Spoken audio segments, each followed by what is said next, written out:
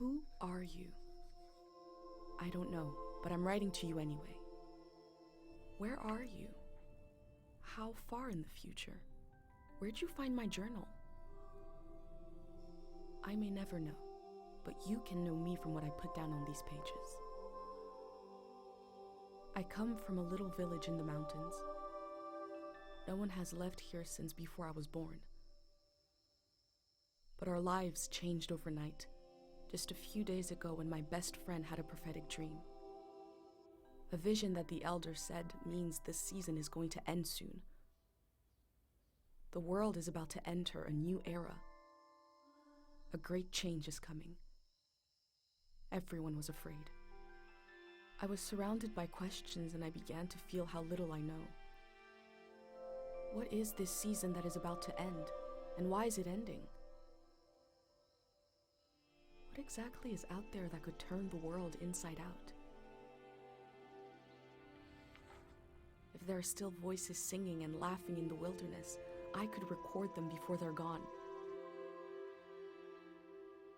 I also thought of my dad, who always wanted to see the outside world but never did. So, I asked if I could leave. The elder had one condition for letting me go: that I take what I collect to the museum vault, a palace of art and memory at the edge of the earth. She says it's the only place safe from the turmoil of a changing season. I hope that's where you're reading this now. I can't stop the change that is coming, but this time on Earth could live on in these pages. What it looks like, sounds like, how it feels to be alive right now. I'm writing to you at the crack of dawn on the morning I leave home. I can smell breakfast cooking in the other room, and I can hear my mom's voice.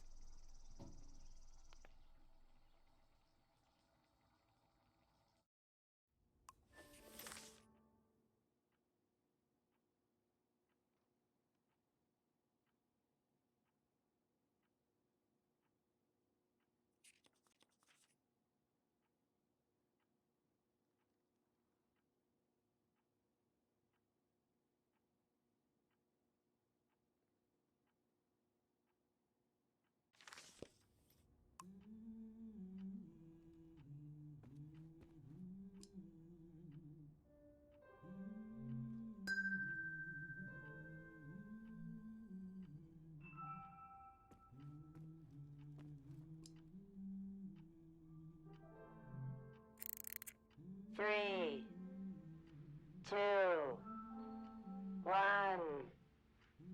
Hooray! Mr. Lotto's here.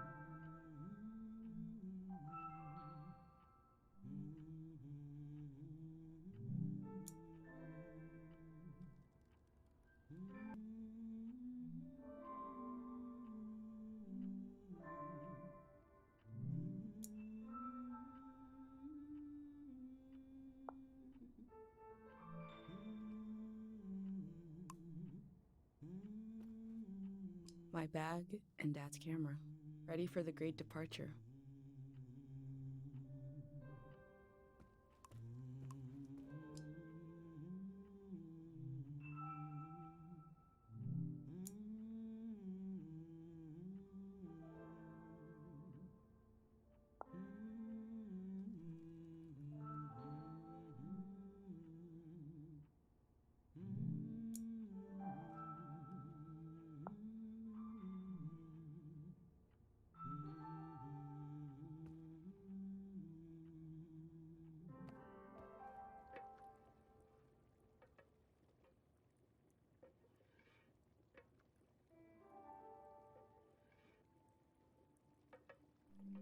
The last moment in this little house. There used to be 3 of us here. My mom and dad and me. Soon it will be just her. Her and all these memories. But in this moment, everything is the same as ever. Until I shift my weight. The floorboards creak. Mom hears it and turns to me.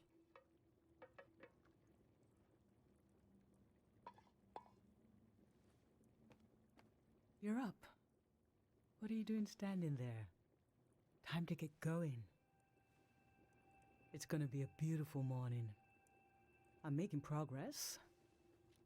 I found the burner, camera, recorder, travel bag. Breakfast is in progress. Still gotta make a pendant. We haven't used this in so long. Good thing I saved the instructions. Just as you would use a shield to protect your body, an identity pendant protects your mind. Your thoughts, memories, everything that makes you, you. We don't wear them here in the village anymore. But if you're going into the outside world, I'll feel better when you've got a pendant shielding you.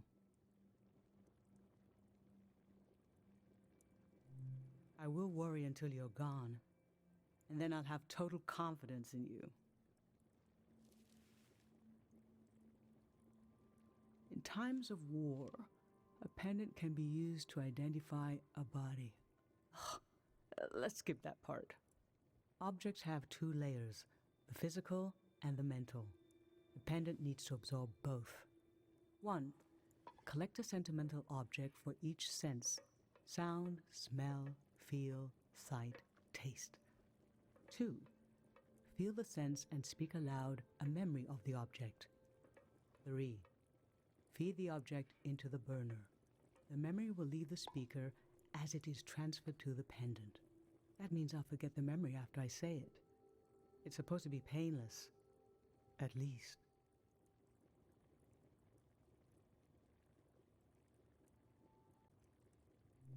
Okay, so this old tape should work for our sense of sound.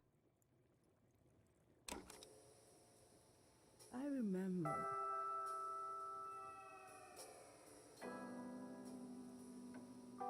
You and I fell asleep listening to this tape.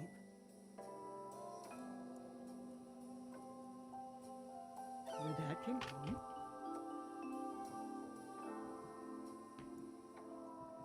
We all rested together until it got dark.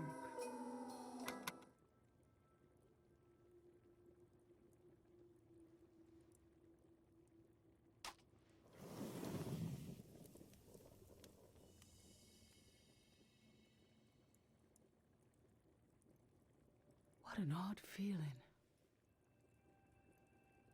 Like an absence, disappearing. The empty space fills itself back in until I forget that I forgot anything at all.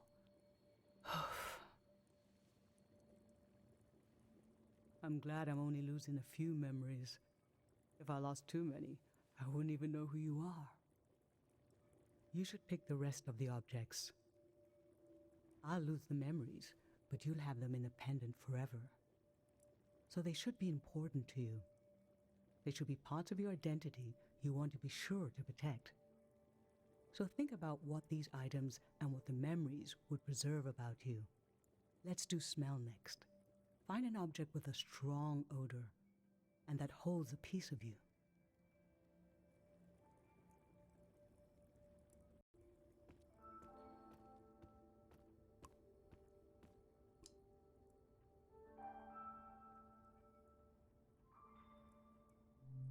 Sweet wax honey.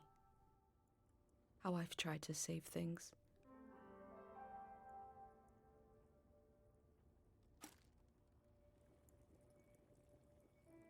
What did you choose for smell?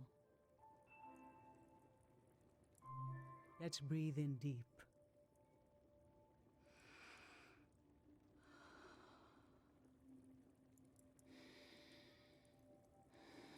I remember. These were a present from your friend Pate. It was such a special gift that you wouldn't eat a single one. But after a while, the candy became as hard as rocks. The candy was meant to give one moment of sugary joy. And you realized, we talked about this, that by trying to save them, they lost their purpose. It might have been better to just enjoy them in the moment.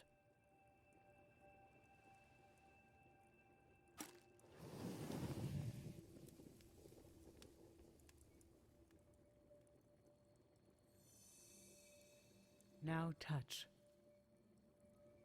Pick something with a texture you like.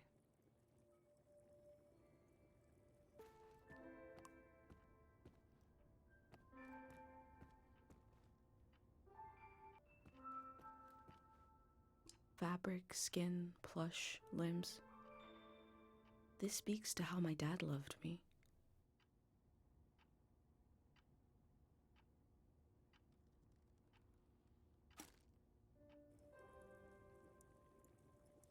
So what did you end up choosing? Okay, feel the object. I remember. You used to take him everywhere with you. One night, you forgot him in the plaza. It was cold and rainy that night. But your dad leaped into action as if the doll was a real member of the family. I have this image of his face as he ran out into the storm, completely serious, no hesitation. And when your dad returned with the doll, I forgot for a moment that he's just fabric, stitched into the form of an animal. It felt as if he had a soul, because you'd projected one into him. What was dear to you was dear to us. That was... we were whole. For a little while.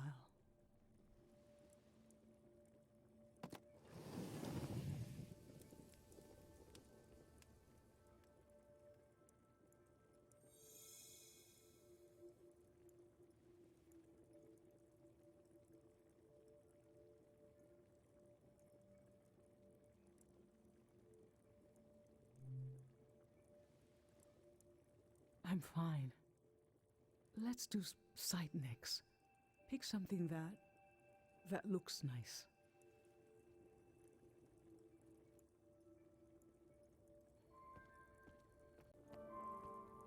My hand when I was a child. This speaks to how my mom loves me.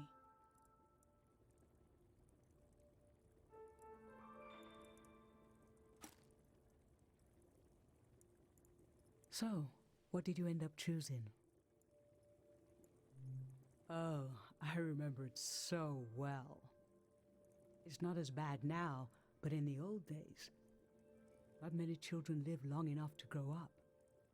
We believed if a child could make it to the age of 9, they'd be all right. This print was made of your hand when you turned 9. Your father and I couldn't believe we really had a healthy girl. An old deep fear inside of me finally went away, and we saw you would just keep growing and growing, that everything was going to be okay.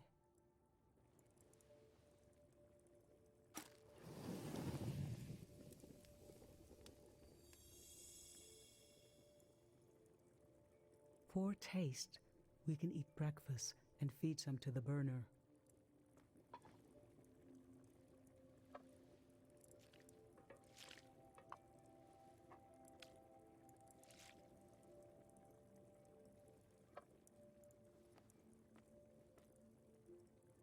The memory I'll lose is the one we're forming right now. I want you to have it forever.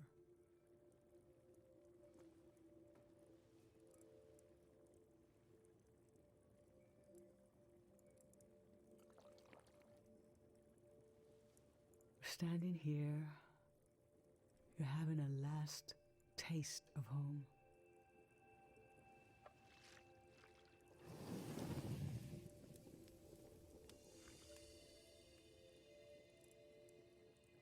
Now you're protected by lost memories, a gem of home around your neck.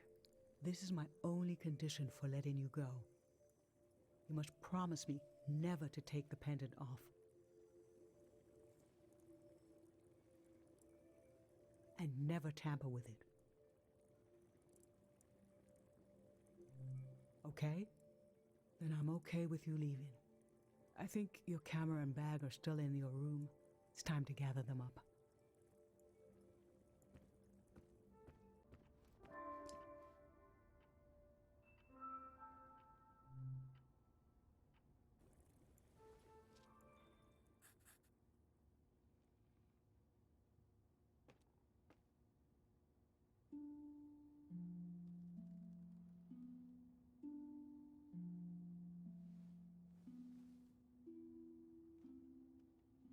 I've lost so much.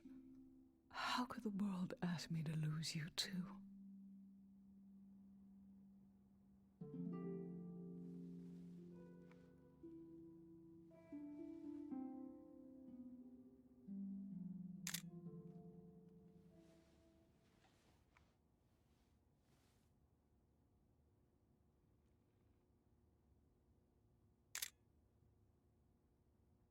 Look at us. There we are. There we were. We'll always be right here on this beautiful morning.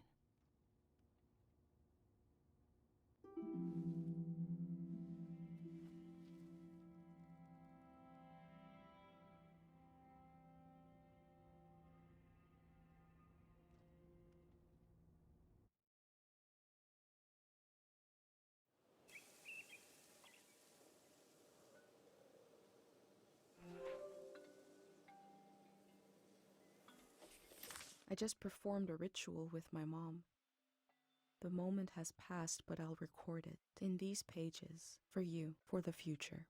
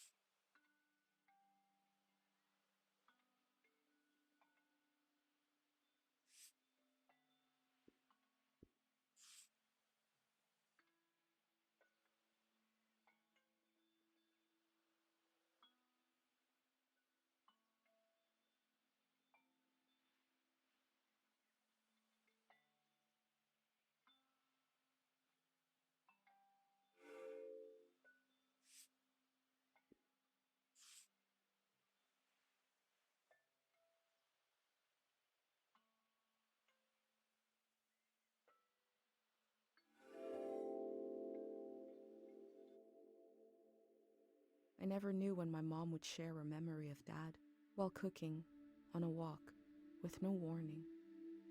It knocked the wind out of me. Rituals take this grief and give it a shape and a story. Filling in this journal is a ritual too, but for a loss that hasn't hit us yet.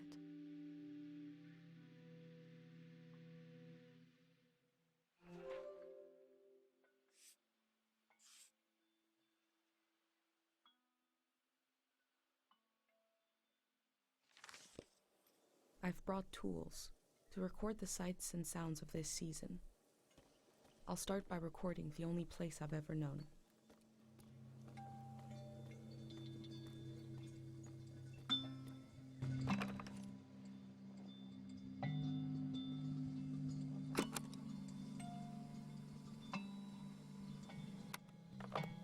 Public sleep music is a tradition of ours here.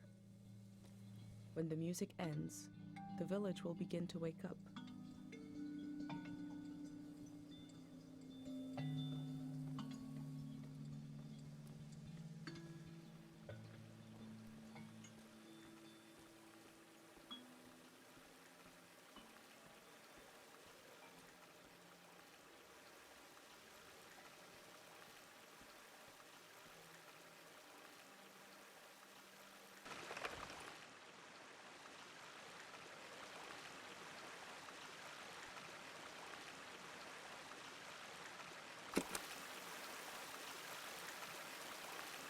You have plenty of fresh water here. I wonder if it's more scarce in the outside world. Last night there was a goodbye party here in the plaza. Everyone was so afraid for me.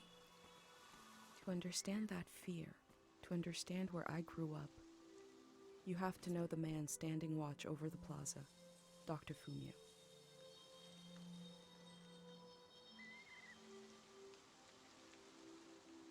Last night, my friends wrote down their hopes for my trip and tied them to the branches of this tree.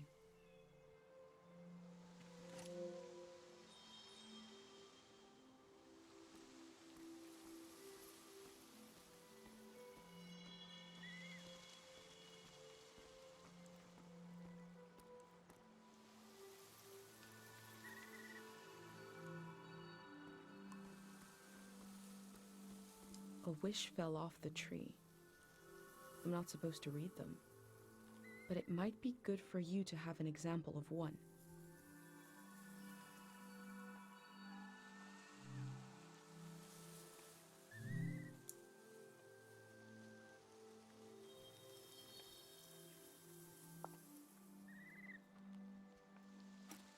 I can go against tradition a little for posterity.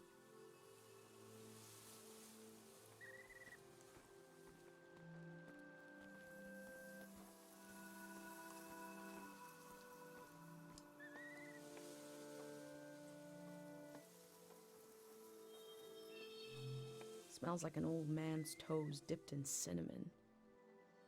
I had to drink this gross potion last night. Like my pendant, it's supposed to protect my brain.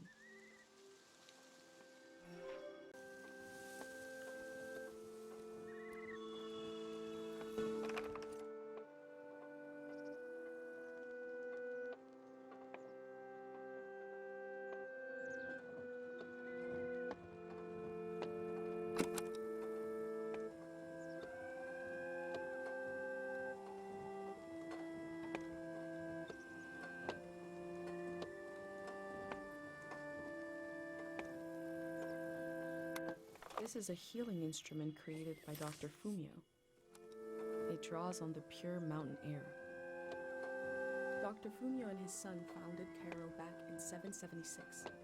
They live on through our traditions.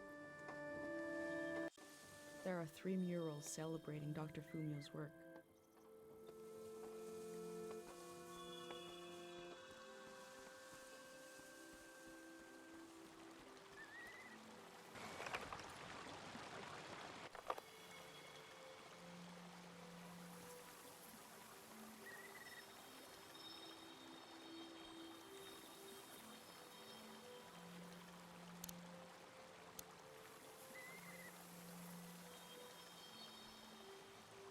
This is Dr. Fumio and his son. The statue isn't as old as it looks. The artist wore it down to give it a feeling of ancientness and the authority that comes with it.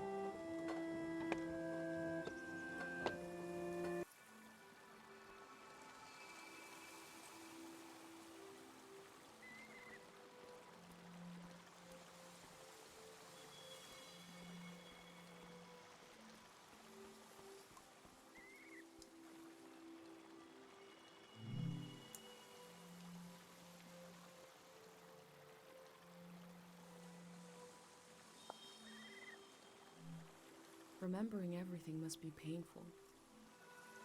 Dr. Fumio brought peace to so many people here.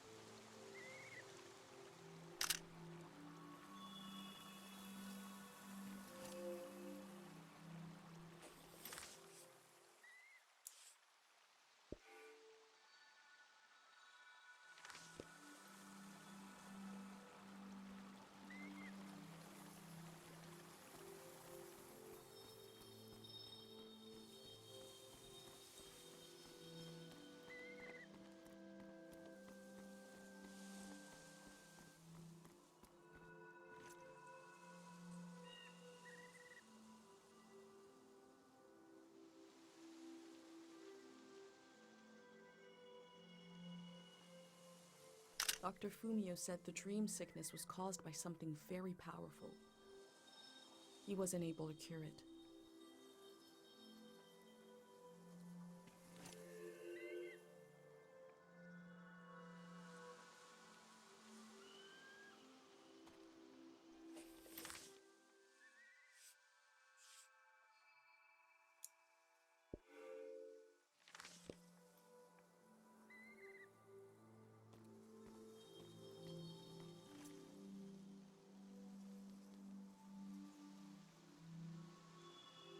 Caro Village is nice if you're a child or an old person.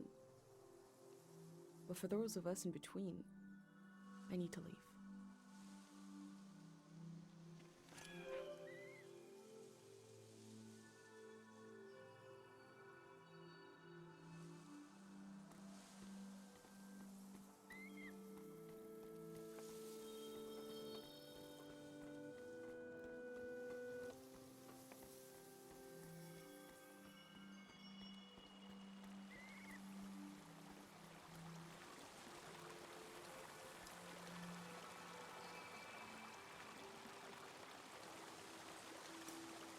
Pate loves fish, even though nobody here has ever seen one.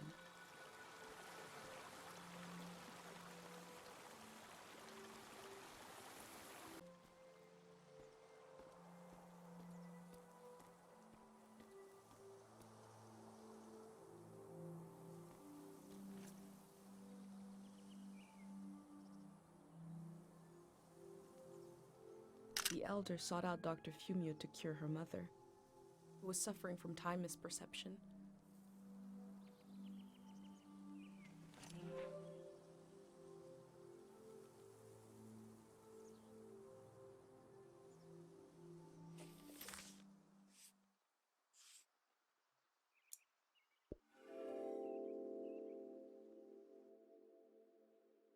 Dr. Fumio was an important person, but we also just have a need to put a human face on events that are beyond our control.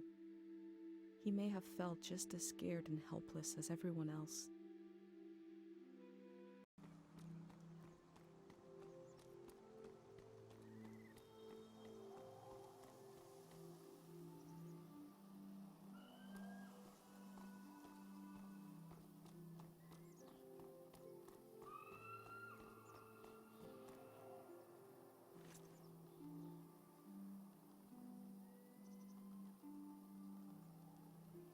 I go fishing here with my best friend Pate, even though there's nothing to catch. We both appreciate the silence.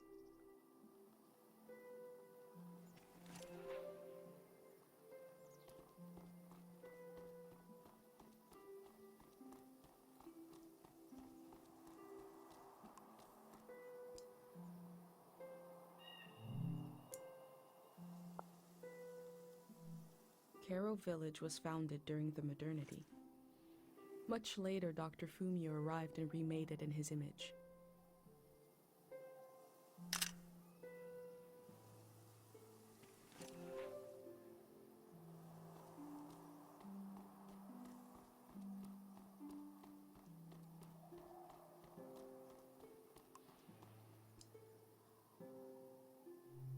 This flower means you're in my thoughts. The morning after the search was called off for Dad, our doorstep was covered in them.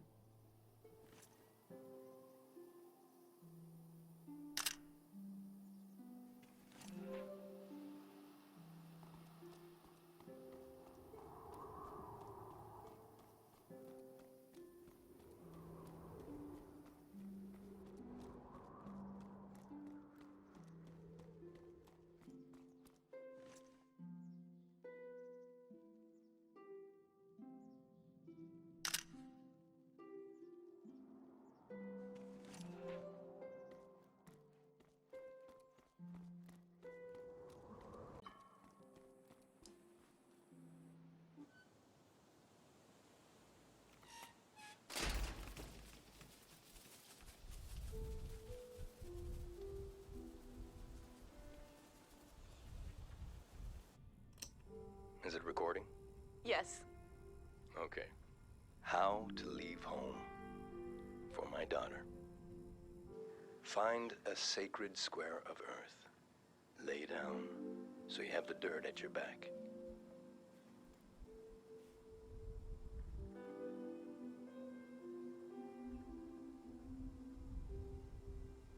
Close your eyes.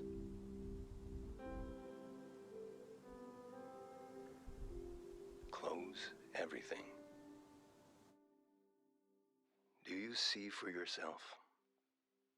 You see for the dead, for the unborn. Do you listen for yourself? You listen for the dead, for the unborn. Your ancestors are in that dirt. All the living and all the dead are holding you up. Now, stand. They're still there, aren't they? It's time to move, to entangle yourself everywhere with everyone. So the next time you lay down in the dirt, you will have so much more to tell them. Today, I'll find out.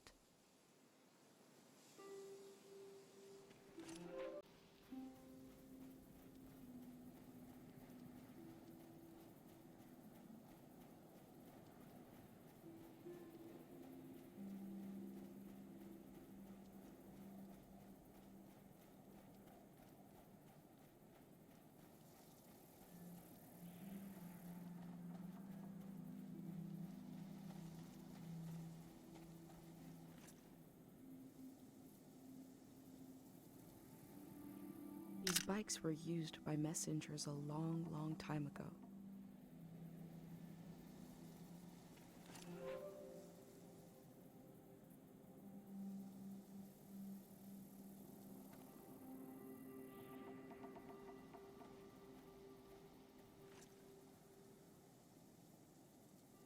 Tate fixed up 3 bikes instead of 1.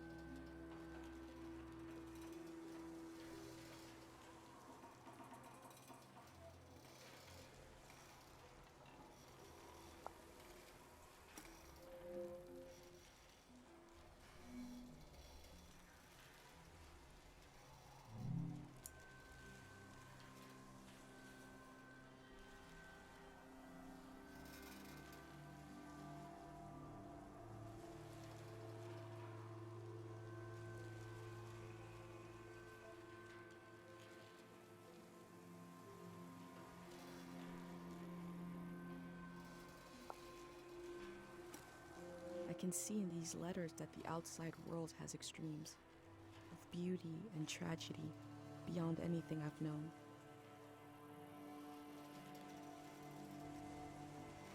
The irony of Cairo is that it's a closed-off place on the outskirts of a busy trading hub. A postal hub we hardly used is practically on our doorstep.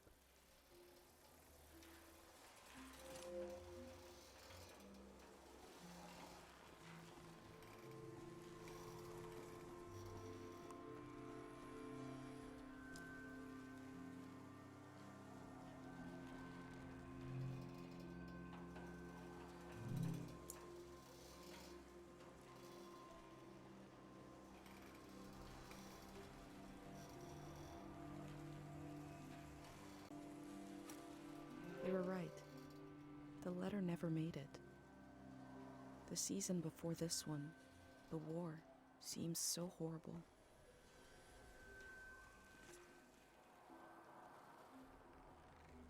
Most of what I've seen from the outside world probably arrived in a cart like this.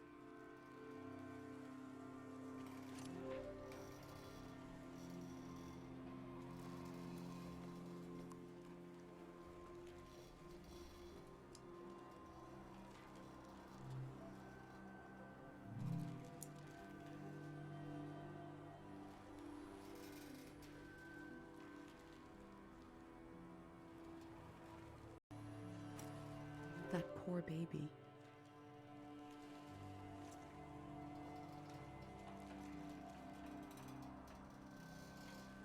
Before the war, the village exported treatments created by Dr. Funyo. These packages never made it to their destination.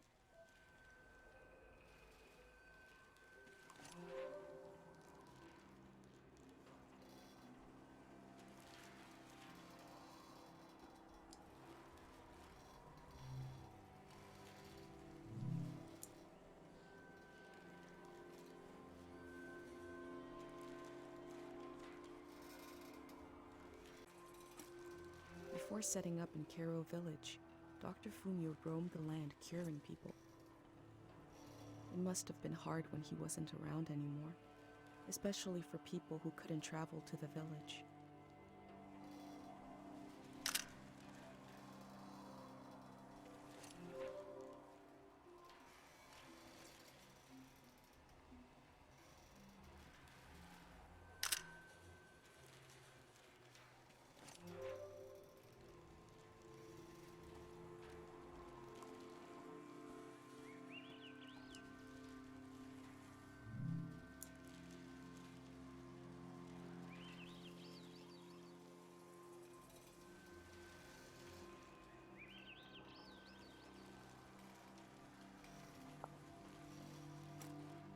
Traders used to come to the outskirts of the village. The war put an end to this.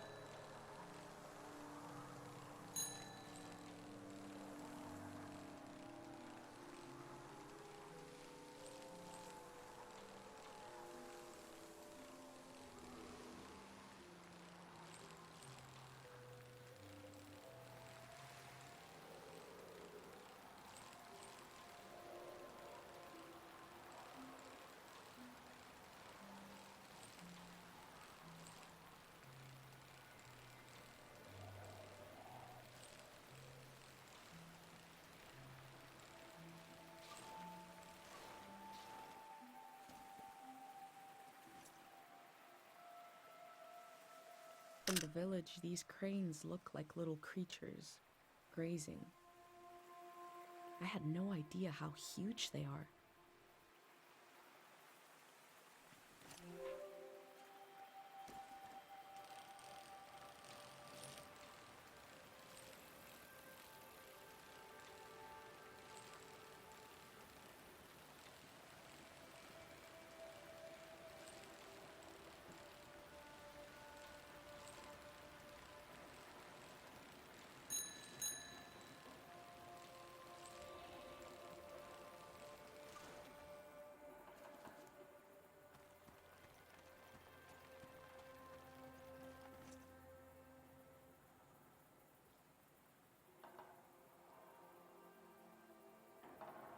I heard at some point the tides got less predictable. Places flooded that never had before.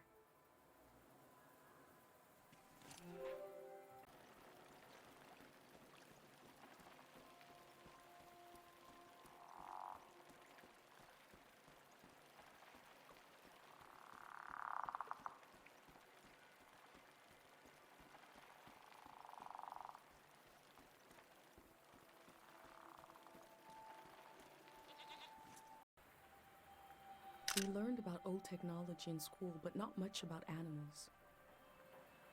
What are these strange goat-like creatures? Are they simply goats?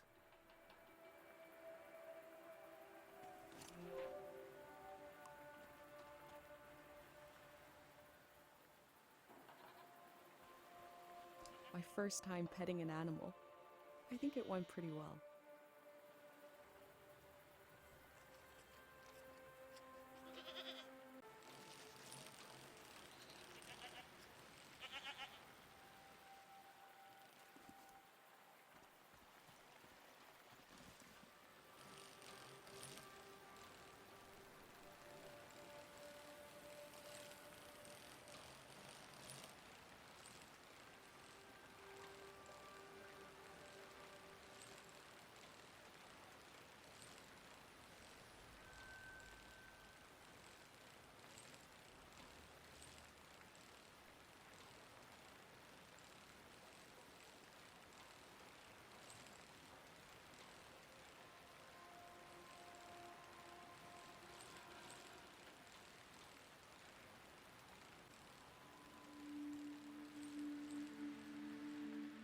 I cycled through landscapes, seeing them for the first and last time. I had no idea when I left my home how the season would end, or more importantly, how soon.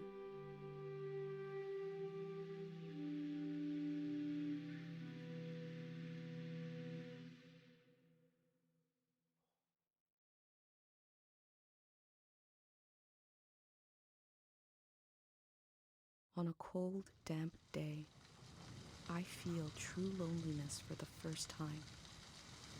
Nobody could have described with words how big this world is, how it goes and goes.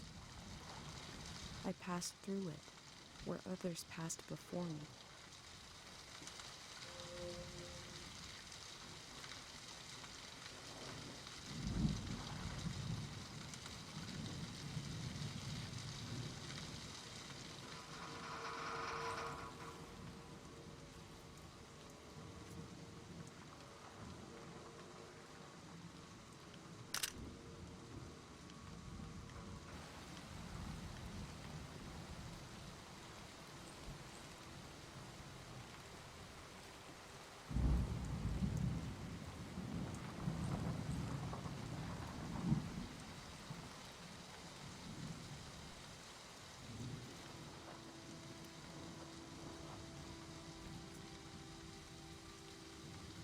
This structure dominates the landscape but wasn't made for it.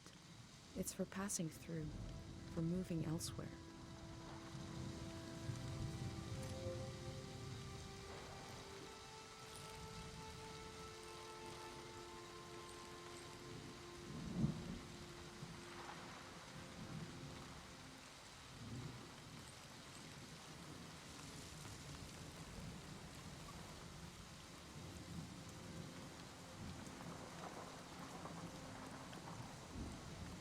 Someone was out here alone.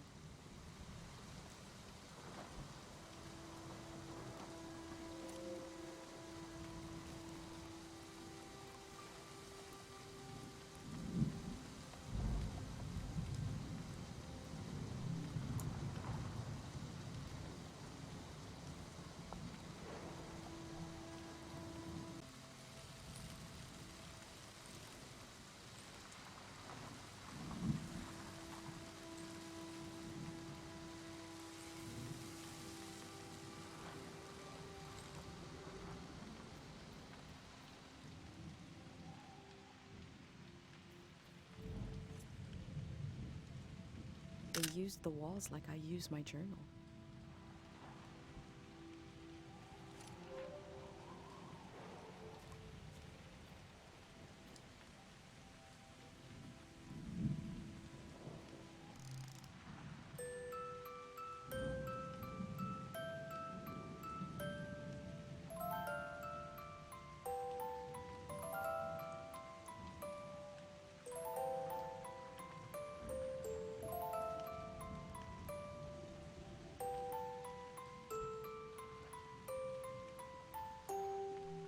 One melody is like me out here alone. I can't really live like this.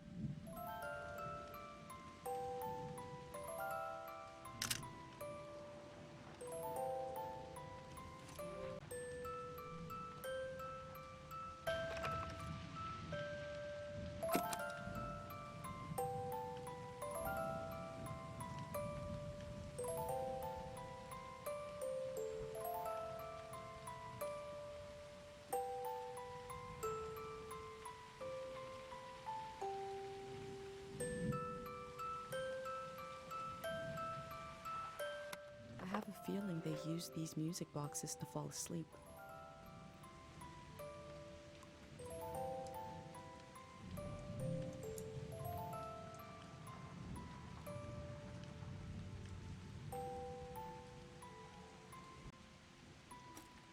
They kept themselves company with music.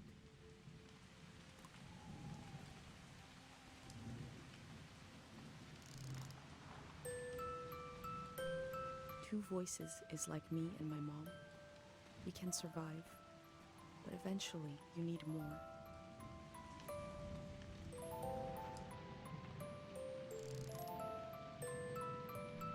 Three voices is complex as life is supposed to be. I could listen forever.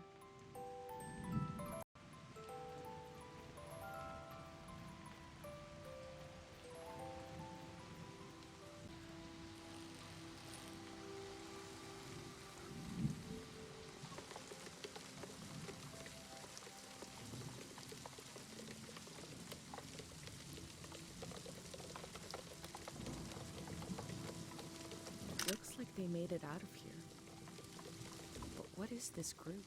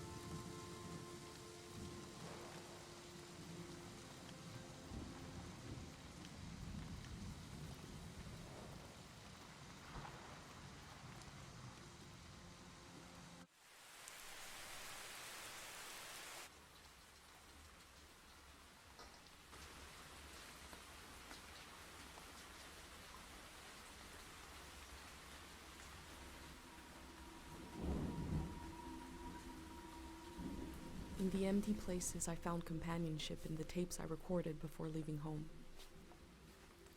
The elder told me the story of her life. I listened back to it, ready to note down anything that seemed important.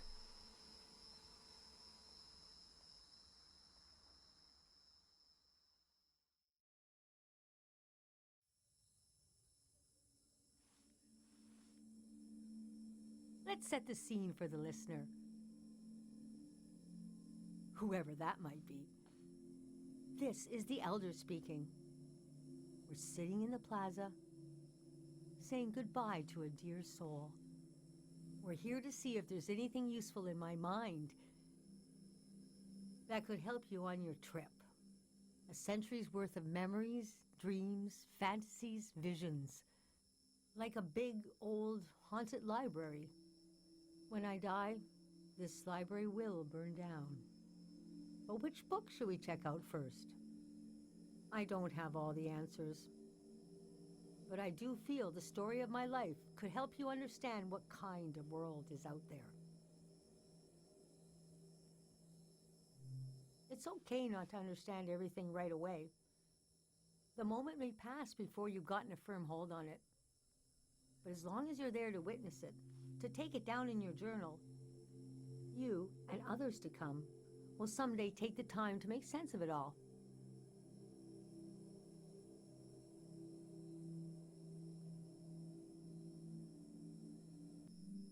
I heard, somebody told me, you want to capture what it's like to be alive during this season? For the future? And you want to understand why and how the season is going to end. The season of my youth is long gone. But I can tell you what that season was like and what I know about how it ended. First, I got old. That's an important step. Being an elder is all about how you react to strange events. The key is not to be surprised, but kind of frown, look serious, and say something like, "It begins." Never say, "I don't know." Say, "We dive into a pool of uncertainty." I was born on the ocean. My mother and father worked on a cruise ship, the short-lived but glorious watery republics. Floating cities. Most won their independence by the time I was born. How can I describe them? They were a jewel of the golden season. Pleasure boats with a radical political program. How nice. The golden age was a time of flags, logos, mottos, mastheads. My mom taught me to read them. She was the ship's philosopher. My dad was a recycling engineer.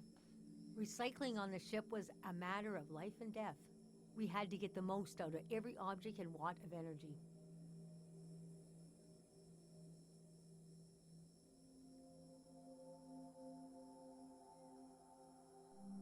My grandparents played with the past. They changed it like we change our wardrobe. So it was a different answer every time. But they often said we were exiles of some kind. Exiled royalty from a secret lineage, blood that glows in the dark. Or we're exiled from the mouth of some great leviathan. When they were older, they just said, "We're from here. We're from right now."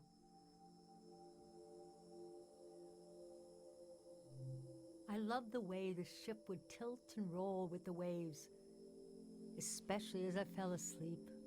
It was so comforting. Picture me as a kid in bed, feeling the swaying of the ship. It was like being rocked to sleep as a baby. I loved exploring the ship too, wandering through the suites, the swimming pool, the game rooms, and there were 2 dance halls. A large, elegant one and another one in the basement. A lot of my firsts were down there. My first dance, my first kiss, and so forth.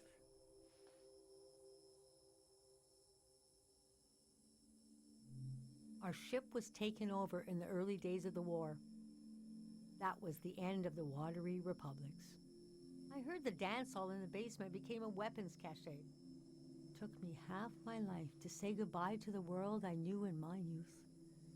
Imagine me and my parents and everyone I knew being escorted off the ship by a company of soldiers. And I'm thinking, I hope they don't make a mess of my room. I was embarrassed by the younger kids who were crying their eyes out. But they knew, I guess.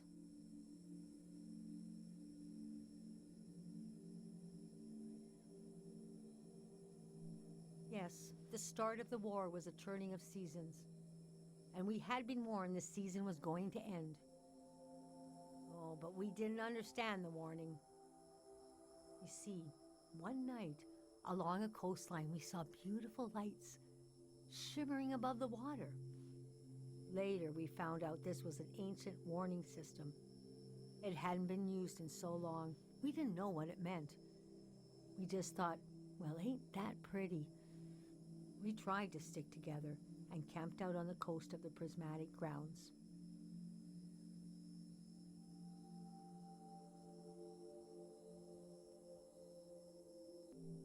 I thought it was all temporary. I couldn't see how things would return to normal, but I was sure they would. Aside from that delusion, I was okay. Are you sure you want me to keep going? The story gets darker from here on.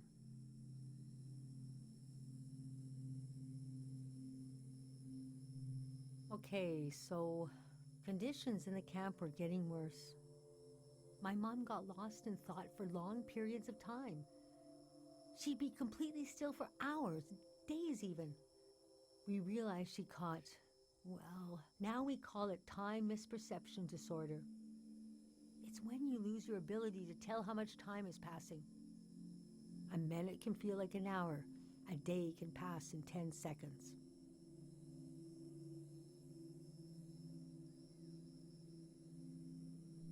We don't know exactly.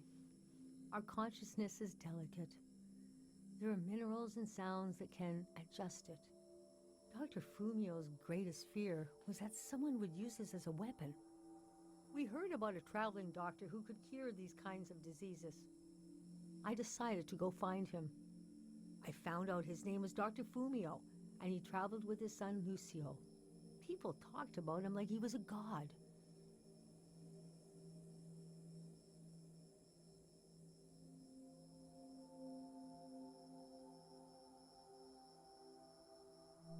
The prismatic grounds had roped almost everyone into their system until they reached the far wastes and heard no for the first time. Nobody reacted well. It got to the point of, neighborhood against neighborhood. Grievances had been buried so deeply we forgot they were there. It felt like things changed overnight. I'd pass through a city and hear later that they'd torn each other apart. I could not imagine it. I described my mom's condition to Dr. Fumio. He said there was no cure yet, but there was a village high in the mountains. He thought it was high enough he'd have a better chance at treatment. Lower places are more dangerous. Valleys are the worst. He invited me to join them in going to the village, but I wanted to go back and get my parents and bring them with me.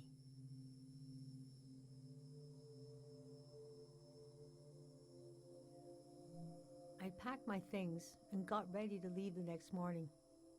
That night, my mom came to me in a dream. She was standing in a field of flowers. I'd grown since I last saw her. We were the same height. She pressed a finger hard into my palm. She taught me well. I knew the meaning of the gesture. I knew no matter what I did, I'd never see my parents again. In the morning, I told Dr. Fumio I would follow him to Karo village. The next few weeks were very physically tiring, hiking, climbing. And when we found the village, building, planting, cleaning, Fumio brought sick people from all over the world, and they got better. The treatments worked. Everyone was healing. So why couldn't I? One day, we got word the war was over. We never found out how it ended. It was like peace just swept over the earth in a split second. There was a party in the plaza to celebrate the end of the war, but I couldn't bring myself to go. Yes, it was over, but it had taken my home, my family. That night, as I was falling asleep, I felt the bed tilt and sway gently, as if it was being tossed on the waves of the ocean. As if I was back in my bedroom on the ship. as if I was back in my mother's arms, being rocked gently to sleep. I knew I was finally home.